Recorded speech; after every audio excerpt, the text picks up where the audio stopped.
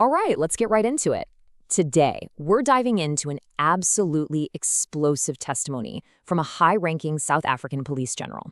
What he alleges is a deep conspiracy, one that he says reaches into the very highest levels of the state.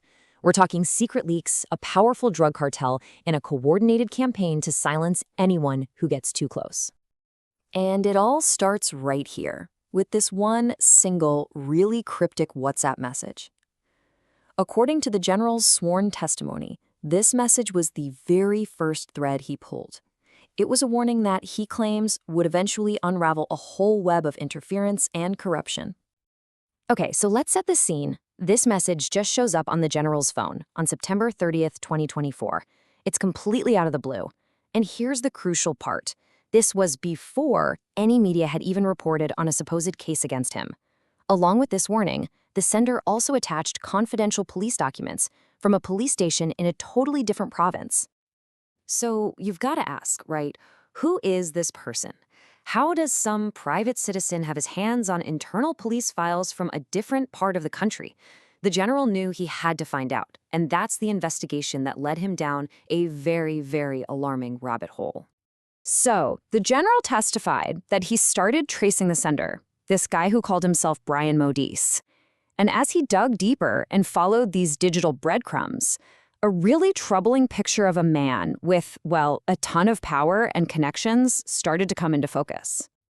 The testimony paints a pretty stunning profile. This guy, Modzi, was allegedly a close associate of the Minister of Police. The general says this was even confirmed by the minister's own chief of staff. This man supposedly knew the minister's private schedule, had ties to the criminal underworld, and yet when the minister was asked about him in Parliament, he denied he even knew the guy. But here's where it gets even crazier. This wasn't just about some old leaked files. The testimony claims Modzi was being fed real-time intelligence from the most sensitive, high-level, classified meetings inside the police service, meetings he had absolutely no reason to know anything about. I mean, just look at this message. This is a bombshell. Modzi is talking about conversations from a top-secret crime intelligence presentation. He's even referencing a DivCom, a divisional commissioner. The general confirmed this meeting happened, and it was only attended by the minister, his staff, and the absolute top brass of crime intelligence. So the question is, how on earth did Modzi know what was said? Someone in that room had to be leaking. So you have to wonder, why was the general being targeted like this, with all these leaks and smear campaigns? Well, according to his testimony, it wasn't really about him at all. He was just collateral damage. The real goal, the true target, was something much, much bigger. Right, so the evidence presented tries to connect all these dots back to a massive drug cartel investigation.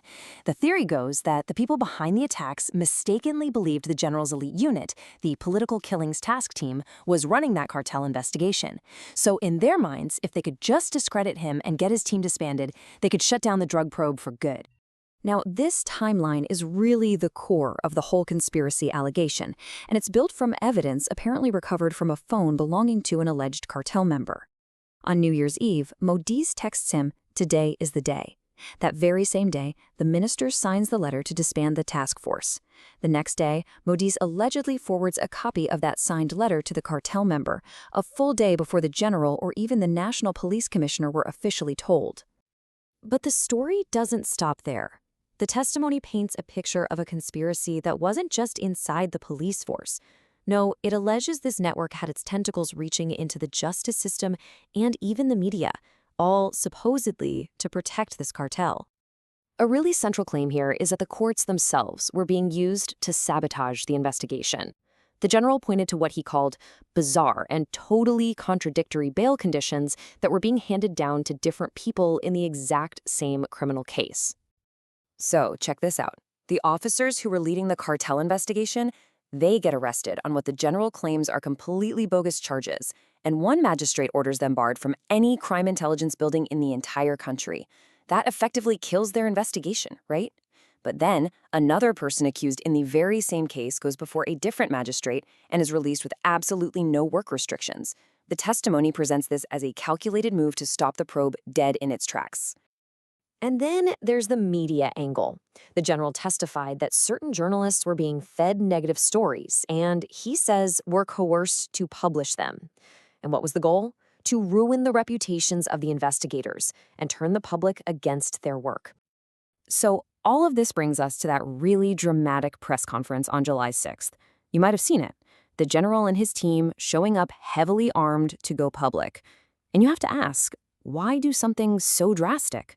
Well, his testimony claims it was an act of pure desperation because every official door had been slammed shut in his face.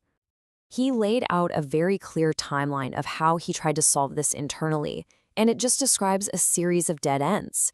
He requested a meeting with the minister, but was denied. He engaged with the national commissioner.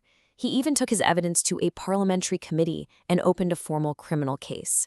He says when all of those official channels failed to do anything, he felt like he had no other choice but to go public. And this is how he explained that show of force. He described the whole situation as not just some administrative issue, but as a war against a powerful criminal network that had infiltrated the state. He said it was time to stop being public servants and start being soldiers, to face the enemy head on. And that really leaves us with the central question at the heart of this entire messy affair. The testimony describes a situation where the very systems that are designed for oversight and for justice are, allegedly, compromised. And it forces us to ask, in a situation like that, what other options are there? Is a big public spectacle the last and maybe the only tool left for accountability?